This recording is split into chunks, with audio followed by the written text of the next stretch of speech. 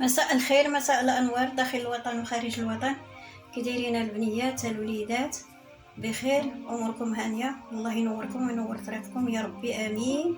وغبرت عليكم وهاني رجعت معكم بواحد الوصفه ديال التونيه اللي كتكون في الراس ديال بنادم، داك ما كينورش فيها الشعر تماما.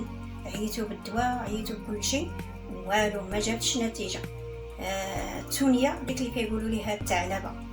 انا جبت لكم دابا هاد الوصفه هذه. كنحتاج هاد الحبه ديال الثومه، غادي نحكها وكنحتاج هذا الفرشي. الا لقيتوه غير كتلقاوه برا كيكون طايح ديال القراعي، الا لقيتوه جيبوه وغادي نقطع منه نص وغادي نحرقوه فوق البوطه بنوري لكم.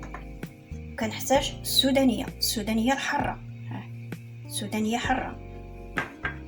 وكنحتاج السكر، قطع ديال غير حبه ديال السكر، وزيت الزنجلان باش غادي نخلط.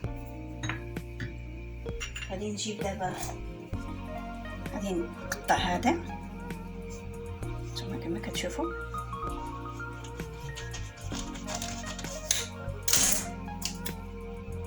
غادي نحرقو نشعل على العافيه حتى يولي كله جمره، يولي كله بحال الفاخره، ورجع معكم.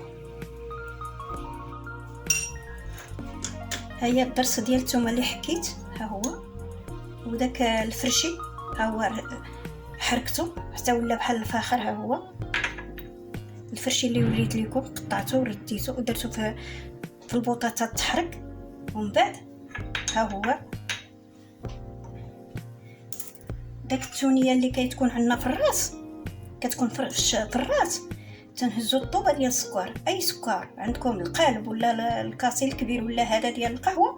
تنجبدوا داك البلاصه اللي عندنا فيها التونيه وتنبقاو نحكو بالطوبه ديال السكر، نحكو حتى كتولي حمراء وبشويه تتبدا تجرح. من بعد تجرح اش غديروا اسيدي السودانيه، هذه السودانيه الحاره. غادي نجيو لذاك البلاصه اللي عندنا البقعه فيها ديال سميتها الثعلبه، وغادي نشدو السودانيه الحاره ونديرو هكا. ندوروها كاع لذاك البلاصه اللي ما عندناش فيها الشعر، ما تينوضش فيها الشعر بحال هكا ياك. ونخلطوا هاد الثومه مع هاد الفرشي هذا. الا لقيتو الفرشي، ما لقيتوش بلاش، ديروا غير الثومه هكا. وغادي نشدو داك البليصه اللي عندنا فيها التونيه، نديرو بحال هكا ونخلطو ونديروها على داك البليصه اللي عندنا فيها التونيه او الثعلبه. نديرو ليها هكا داك البليصه كامله، ونديرو شي قطين من فوق منها ونخليوها لغد ليه عاوتاني نعاودوها الا حتى تشوفوا الشعر ديالكم بدا كيخلف، بدا تينوض من الجلده.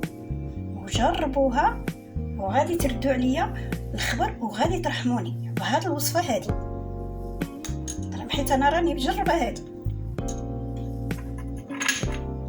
وبسلامة عليكم البنيات الوليدات داخل الوطن وخارج الوطن. ان شاء الله في الفيديو القادم مع وصفات اخرى جديده، وخليت لكم راحه البال.